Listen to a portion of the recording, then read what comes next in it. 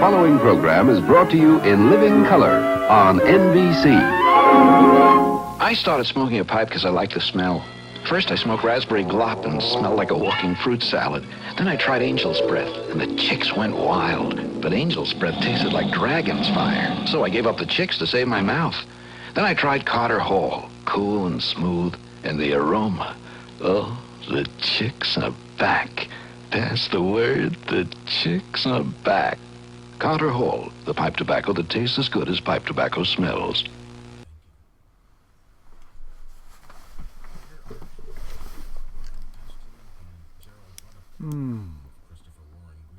Good evening, Pipe Pals. It is I, Holy Smoking Pipe Padre. With, back here again with my Philippe Rivera, beautiful cherry wood. And this time I'm smoking his concoction, which is known as,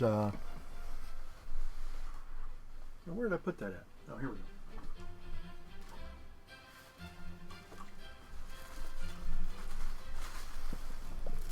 It is a Caballo, Caballo Obscuro. His own personal signature blend, I guess. I guess he mixes it himself. So, allow me to do my... As for myself, Eisel Litigation Vizard. Just want to say that proceedings are in the court of law. Anyway, those of you who are following vegan drama, supposedly Eisel Vizard has put out legal paperwork against Durian Ryder, or Diddley Ryder, if you ever follow this stuff.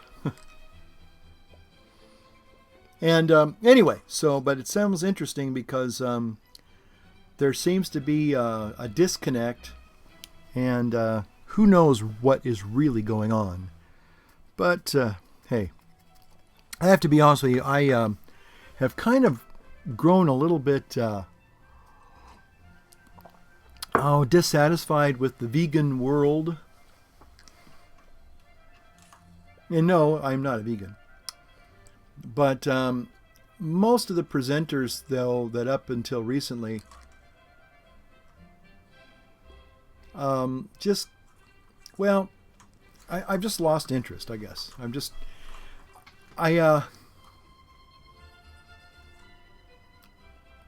When it started to deteriorate, probably about a year ago, with the extreme vegans, declaring kind of their own personal jihad or fatwa on us meat eaters, us carnivores. Actually, I'm an herbivore. And maybe I'll talk a little bit more about being an omnivore, actually, an omnivore. I like being an omnivore. But getting in personal battles with people, and I will be glad to share my position on the whole thing. But I do know that there are a lot of vegan YouTubers out there that have interesting channels. And in the beginning, when God created the animals and the plants, or the plants and the animals, back when Frilly the Banana Girl was just a little twinkle in the mind of whoever.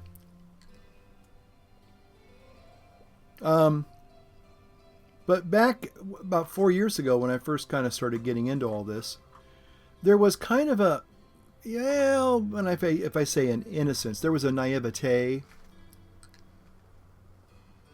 that was kind of fun to watch. I mean, here are these young people.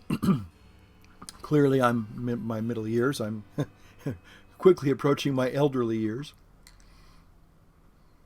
But it was just nice to see these people having at the time kind of a positive message before it became extreme and radicalized, where they make a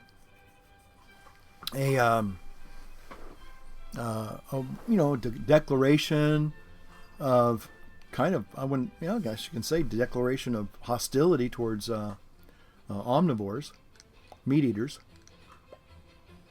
Even though I certainly follow a very holistic diet, I eat basically, I eat probably more vegetables than I do eat meat, but I do eat some animal products from time to time. But I thought at first the messages of the young vegan YouTubers was very positive and upbeat and fun and interesting.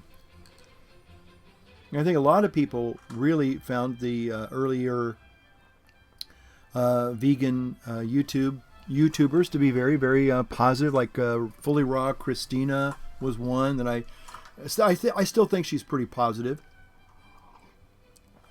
She doesn't get into a lot of drama, although a lot of people criticize her because she's not maybe as aggressive now as some of the more militant, radical, foul-mouthed vegans. And you know what? It's YouTube, and if you want to, every other word's an expletive, and that's how you talk, and you want to state your case and make your point, right now, I guess you can do that. Although I think now you won't be, a lot of your videos are no longer going to be eligible for monetization. So if you're a big-time YouTuber like I am, and you make your living by YouTube videos, I guess you're going to have to clean up your act. So some vegan YouTubers are going to have to go back and to English 101 and kind of learn how to talk without excessive expletives. That's going to be a challenge for at least a few of them. Anyway, I know I'm probably being a bit snarky when I say that, and I know a lot of you young people are into free speech and, uncensorship, and I guess I'm an old dinosaur for a lot of you. Like, where was this old guy smoking a pipe and all this kind of stuff? What's he all about? There's a few of you that watch my channel, which is fine, and you're all welcome. You're all welcome, even those of you who may even hold differing opinions. Again, as long as we can agree to disagree, and we can do it civilly, I have no problem with that whatsoever. Well, I'm smoking this Philip Rivera blend, and I gotta say, it's quite charming. You thought I was going to say delicious, weren't you? No, it's charming. It has a licorice kind of a hint to it. And I like that. Delicious. Oh, I said the D word. Well, I guess it is.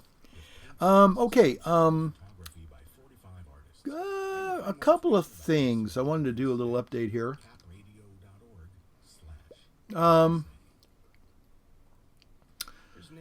Let's see. I've been doing the one of my recent videos where I kind of talked about and even put a link in the bucket below about the Dr. Almond Ra 1 meal a day guy. And a lot of people, not just on my channel, but that video has been going around a lot of the health and fitness video channels, whether you're vegan or paleo or whatever health life regime you're following. Many people commented on that video. And in some regards, I think people are skeptical of thinking that you can actually eat 1 meal a day. Now, part of it is there's no way you can eat 1 meal a day and look like this guy with the physique that he has. And he has a very nice physique, no doubt about it. But I think a lot of people were actually objecting to the fact that you really can't eat 1 meal a day and be healthy. You can't eat 1 meal a day and gain muscle mass and be healthy. In other words, it's like almost impossible. he was said that some people said, well, this guy lives on 12 to 1,500 calories a day. Well, that's what they were living on in Auschwitz. No.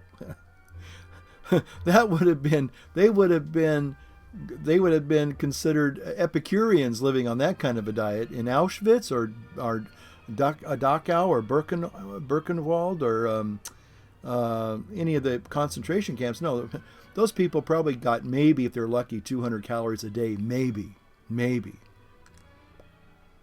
They might have seen 500 calories a week. I mean, no, those guys were really starving. Again, and I want to make this point. Starving and fasting are two different things. And you're probably saying, well, why are you banging on about that so much? Well, to be honest with you, let's see, today, I've been doing this intermittent fasting, and primarily I have been doing the eat one meal a day, and sometimes eat one meal every other day. And it's not impossible. In fact, today I didn't eat. I had one meal a day, and it wasn't 24 hours. It was actually more like 25, 26 hours before I got a chance to eat. I had meetings today. I had things I had to do all day today. And I'll be honest, I was not at all ravenous at all. I mean, I got just a little bit fatigued, maybe, I'm just saying maybe. I got to the point where sometimes I take a little bit of a cat nap with my cat. She was here a little while ago. Oh, a little kitty cat update story. She's been sneaking out. She's been going over to the neighbor's house. I caught her. It was so funny because she was like a little kid with her little paws caught in the cookie jar. She goes, oh, I'm busted. So anyway, it was so cute because she was coming out of the neighbor's backyard, and I saw her, and she went, uh-oh. And but she was very apologetic, like, I'm sorry, I didn't mean to. Anyway, so I just get worried that if she can get out and she can't get back, that makes me nervous. And she's lost 2 collars now. I got a third, actually about 2 more extras, just in case, because the little clasps, obviously they're meant to break apart so they don't choke, but these are so cheaply made that they break apart very, very, very easily. So I put a little drop of super glue on it. It'll still break apart, but it's going to take a little bit more effort to do that. But anyway, by the way, I never really did say thank you to Philippe personally. So Philippe, I want to say thank you for this beautiful pipe. And your mixture is excellent. I have to say that. It smokes very evenly. Do I dare say there's a little bit of a berry flavor in there? I'm picking up a hint of berries. Quite good. Caballo Obscuro, I think it is. Check it out. Maybe you sell some of it in bulk or something. I don't know. Shout out to Lauren Michelson. Lovely young lady. And she is now, I guess, running the Briar Patch. And I just saw her YouTube channel, and I said, hey, wait a minute, I think I know her. And then I realized, oh, that's Ron's daughter. So, hi, Lauren, old Holy Smoking Pipe Padre, saying hi to you. We've met a couple times. I'm sure you don't remember me, but I'd say I'm a friend of Sean's. Sean's now one of the few original Briar Patch employees, or managers, I should say. Great guy, Sean. Anyway, so little shout out to her. So anyway, I want to talk about. I'm coming up on almost 9 months of this ketogenic diet.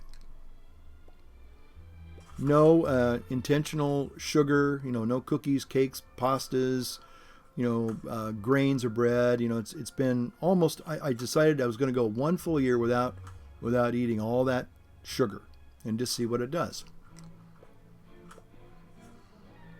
And, again, and not just see what it does to my physique, what little physique I have, I don't have six-pack abs, I have six-pack sags.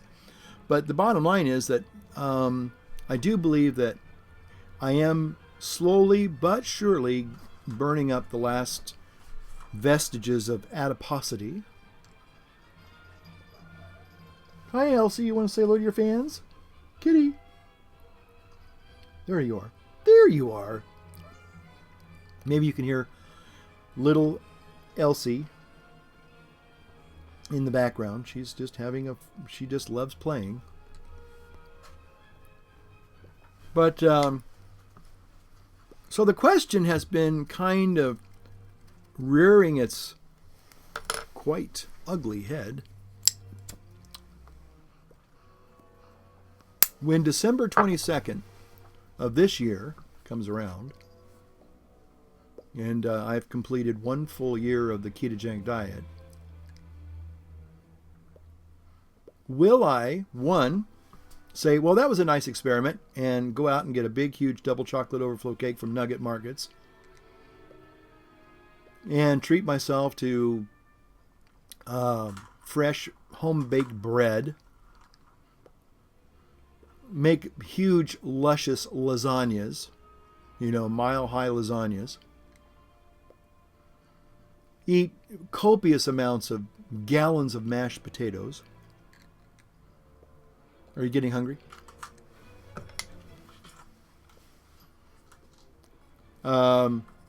Even treat myself to fast food. I mean, a glorious deep dish pizza. And topping it all off with maybe a berry pie a la mode. And I've been thinking, well, I guess I could do that. But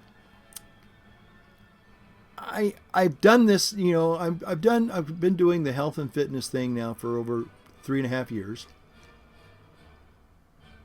And I started off at 270.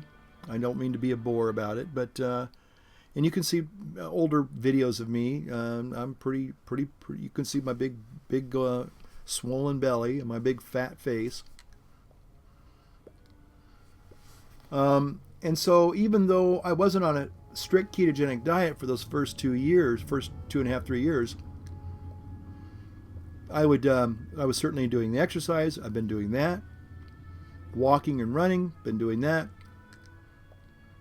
I haven't been working out with weights. And I am seriously considering either doing another TSC challenge before the end of the year. Got to start it pretty soon because it's a 12-week thing. And just see if I can do that again. But the thing is, I remember when I would have a cheat day, a cheat meal, a cheat week. One day in the week I'd have usually Sunday I would just eat whatever. And and the problem is that even though I was losing weight and I lost almost at the 100 pounds that I was trying to get to, it did seem like the more I gave myself the permission to eat the junk food, the more it started to have that addictive quality in my life. So in some ways, I never did regain the weight, thanks be to God, touch wood. But the thing was that I found it so easy to put on weight. And so I'm honestly at this point now saying, well, why would I want to go back seriously and just what would be the point? What would be the reason to do that? Now, those other things I mentioned earlier, they are tasty and delicious, and I probably will maybe we'll have to wait and see. You don't want to say I want to have a big binge blowout, but I don't know. Maybe what I'll do this year, instead of going back and saying, well, I'm gonna now give myself permission, now that I've been a good boy for a whole year, to go back and indulge a little bit. Maybe what I might do is, because my body's playing mind games with me. And so instead of, saying, oh, I'm going to go give myself a delicious cheat meal with all my treats, it might actually kill me if I ordered a pizza and a double chocolate overflow cake and ice cream, ooh,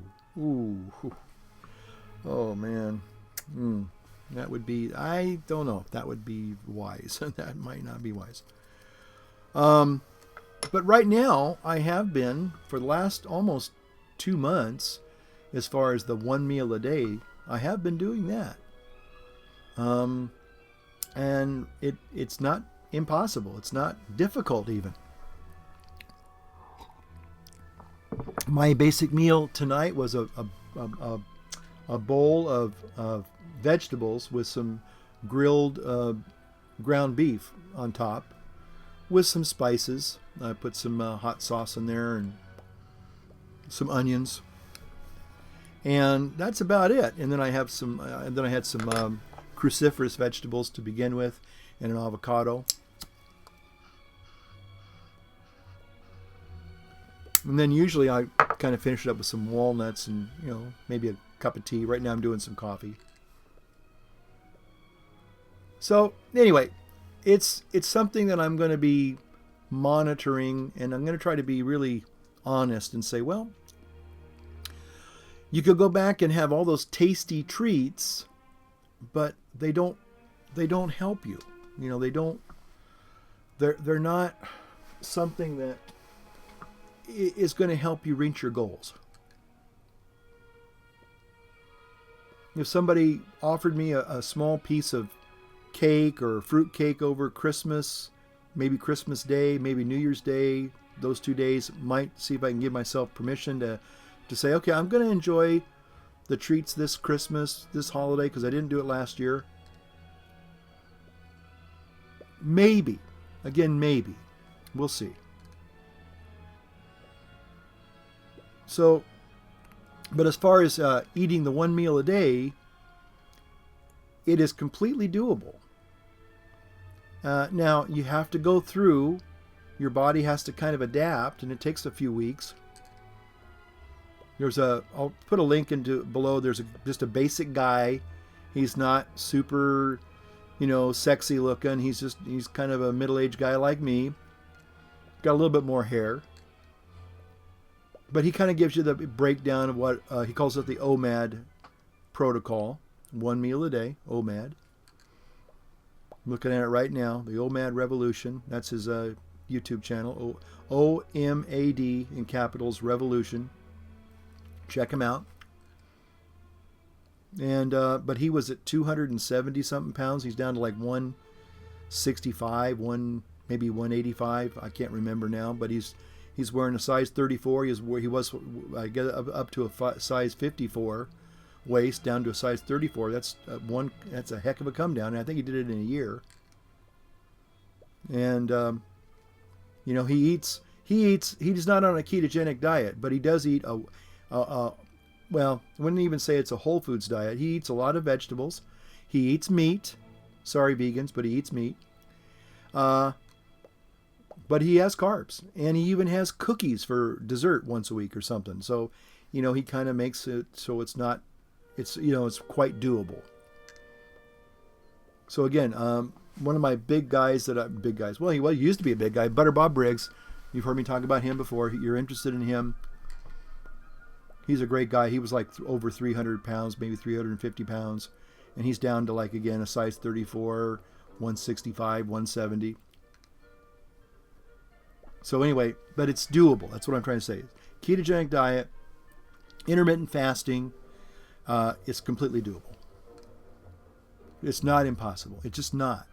It's not, and it's not being like, I'm not like you. I can't do that. Well, yeah, you can. I used to hate the thought of fasting. I used to thought it was a horrible thing. And now I find out how fantastic it is. I remember I went into my dentist the first year I was doing the intermittent fasting. And I've never had great dental health. I've never had super bad dental health, but it just was it could have been a lot better. And in fact, I'm amazed I still have my own teeth.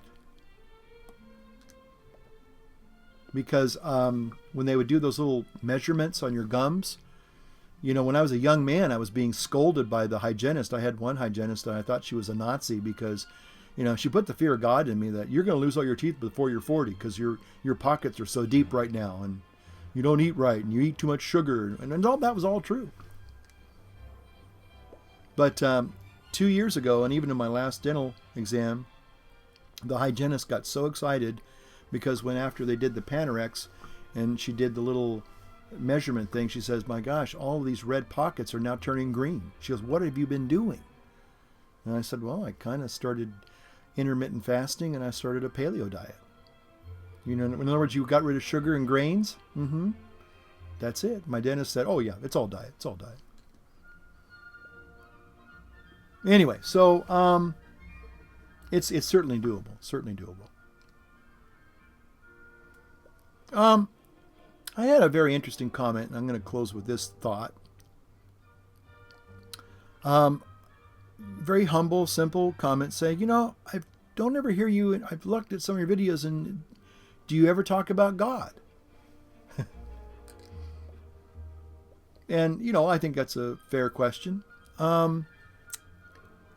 And certainly on my other YouTube channel, I give homilies, and I certainly talk about God in the context of those homilies. I hope I do. And I talk about faith issues. Certainly, I've talked a lot about faith issues on this channel.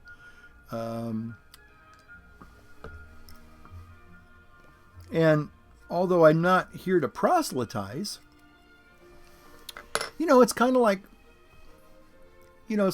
well, gosh, I mean, I don't know if I overtly talk about God.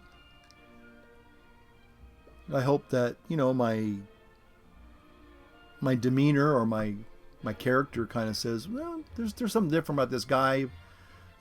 He seems to be a person of faith. I hope that comes through. But and I started thinking about that. And a lot of the things in our world today, in our culture today, being a very secular culture and actually becoming even more and more aggressively secular. And again, I'm not against people that are secular or people that are agnostic or even atheists. But when I read things I could do a screen flow. In fact, I was planning on doing a screen flow about this very topic, about people who challenge the actual belief of God and do it and hate to say it in a very hostile way. And there's an old saying, and many of you probably have heard it before, and some people don't like it because they don't think it really answers the question, but I think it does. Again, when we're talking about faith and, say, reason or science is going to reveal facts, but religious ideals really center on truth. Now, you might say, well, they're the same thing. Well, I guess a fact can be considered a truth, but truth has a lot more. I need to do my Eisel, truth seeker Vassard, talking about ethereal things like faith and even reason. I've come to the conclusion, that the conclusion is simply, and it's an old saying, but I think it's valid.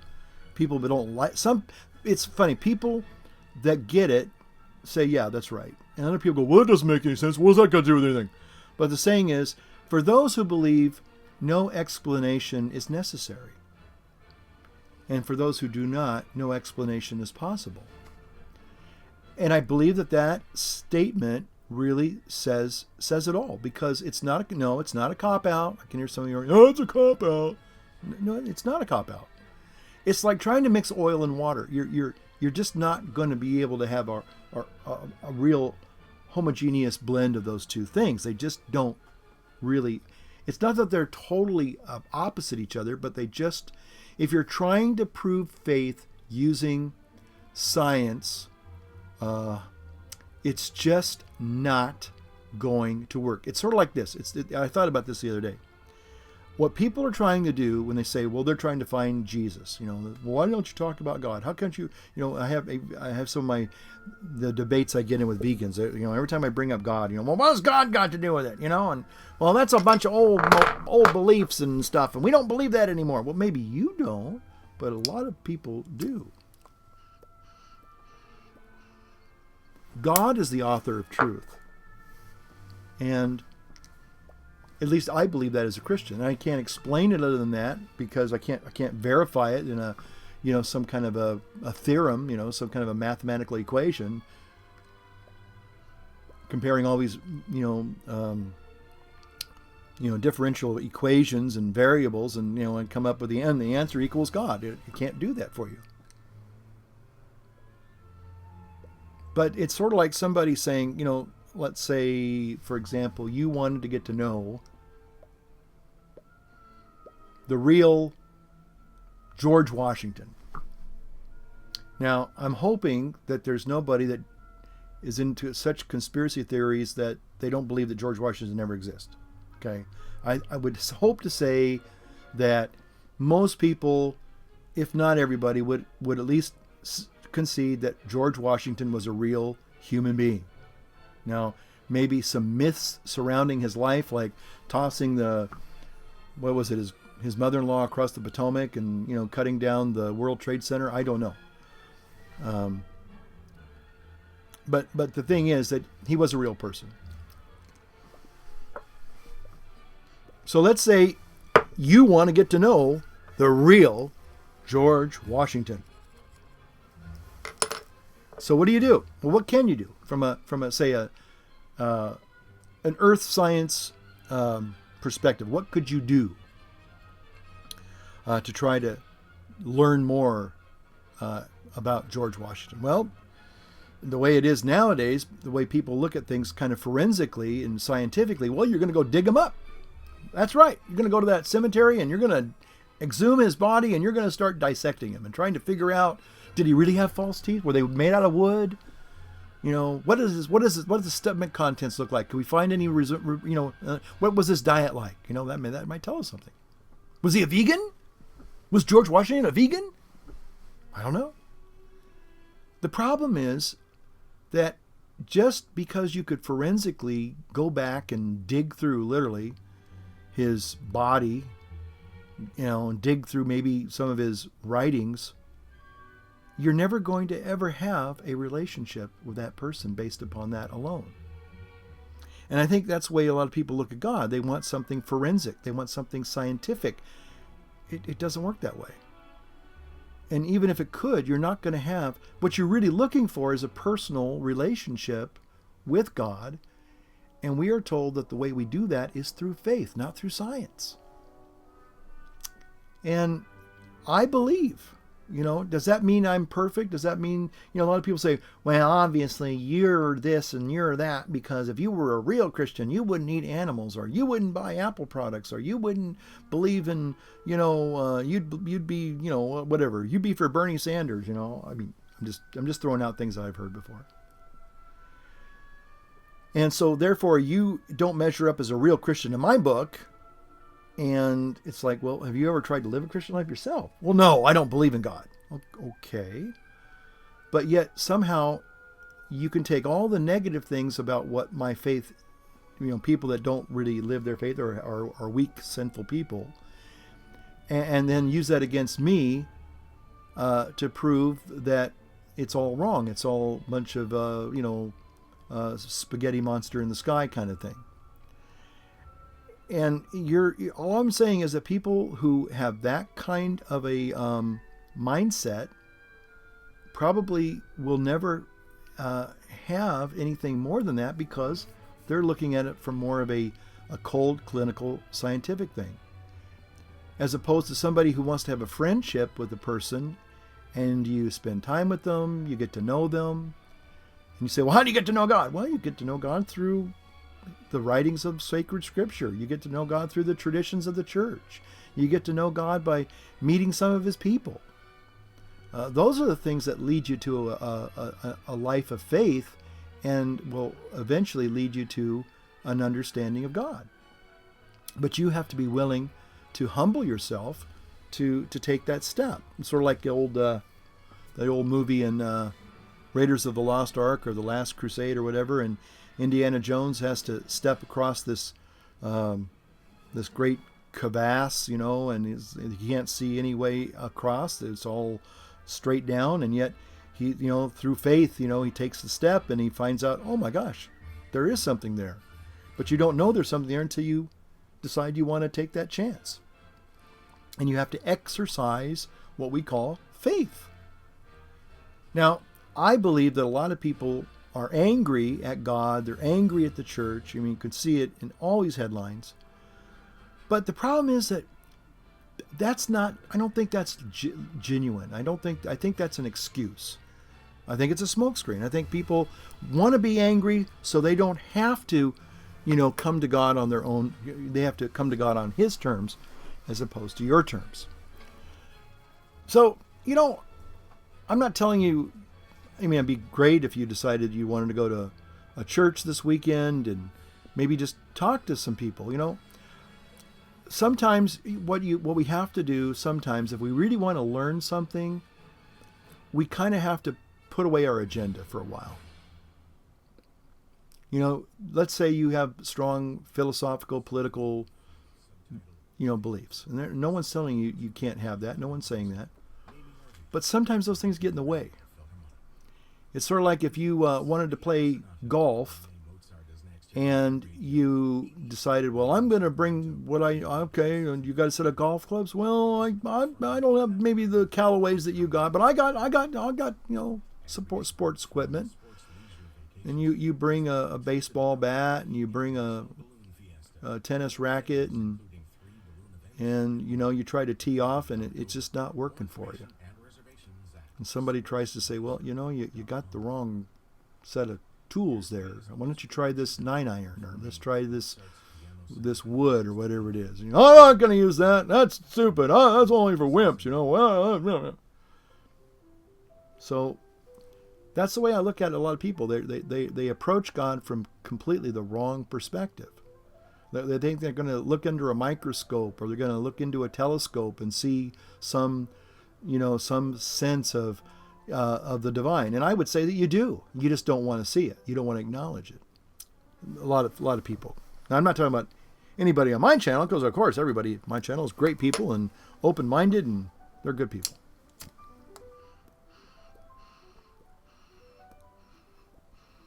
I mean, how can you not believe in God when you can smoke a wonderful pipe and enjoy a wonderful September evening like tonight?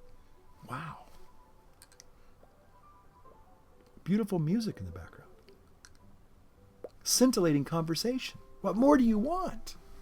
For the proof of the existence of God. Amen. Hallelujah. Benedictus Deus in secula. Blessed be God forever. But that's something I just wanted to share in passing. And I know there are some people that don't care for religion, and that's okay. Religion is sort of like the English language, it's like English, 101. Nobody wants to take it, but it has a lot of value to it once you begin to appreciate it. A lot of people, I've had an ongoing, it's actually degenerated into a shouting match, but this one young vegan gal is just absolutely horrified, that she says, I can't believe you call yourself a Christian and you eat animals. How can you justify such a thing? And I said, well, Acts 10:13 is a nice place to start. A lot of people want to make animals into people. And unfortunately, and as much as I love my little cat, I've loved all the pets that I've had, they're animals. They're not human beings. They're not people. It doesn't mean I'm going to exploit them and be cruel to them and hurt them. No. We love them, but also God has given animals for food. And I know that sounds, to some people, that sounds barbarous. Barbaric, how can you do that? Quite easy, actually. Muslims and Jews and Christians all eat meat. Now, are there vegans in those subgroups? Are those groups? Yeah, there are subgroups of people who choose to be vegetarian. I believe Seventh-day Adventists are they're not vegan per se, but they are pretty much plant-based. And to be honest, I have nothing against vegans or vegetarians, but when vegans come out and begin to tell me that not only am I wrong, but I don't deserve to live because I eat animals, I'm going, hold the phone. Hold the iPhone 7. By the way, ordered mine today. Be here in a couple of months, but at least I ordered it. But I'll say one thing to Richard T. The new operating system, iOS 10, is great. In fact, it's kind of funny. It almost makes my iPhone 6. I haven't gotten an update. I didn't get the update on the iPhone 6s because I just didn't see the need for that, and I wanted to wait for the 7.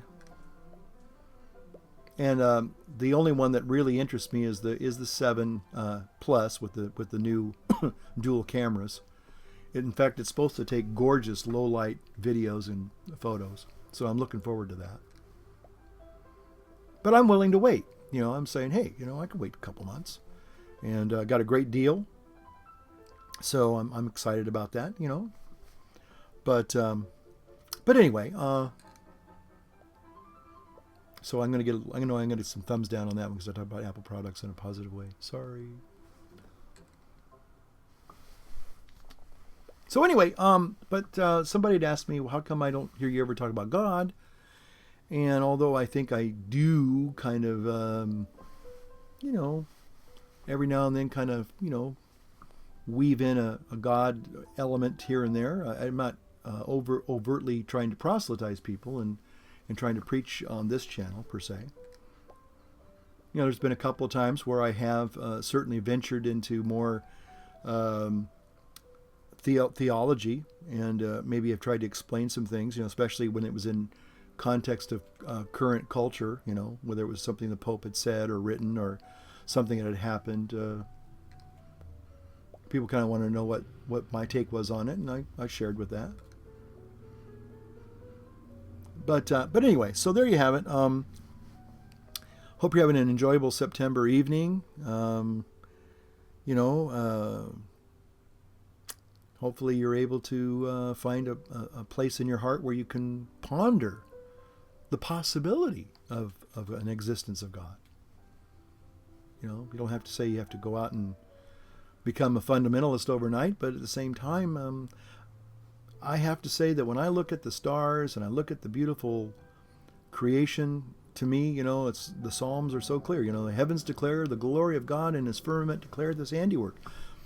I don't know how anybody can look at the ocean or a beautiful mountain range or a beautiful sunset or a beautiful sunrise or just a beautiful rain and thunderstorm and not have a sense that there is a God. Beautiful music, beautiful art, beautiful architecture, beautiful liturgy. These are things that speak to our hearts. There's the things that speak. Yes, our minds can understand the concept of an all-loving, benevolent Creator. But some people are. I think people are afraid of God. I think that's what really is at the heart of it. People don't want to submit because they're afraid that it's going to take away something. It's going to take away their rights or their whatever they hold to be believing, and I just don't think that's the case. I really don't. But some people do. Some people are very, very strong in their beliefs that they don't want to believe in God, and that's your call. But again, those of us who believe, no explanation is necessary, and those who don't, no explanation is possible. Thanks for watching. We'll see you next time.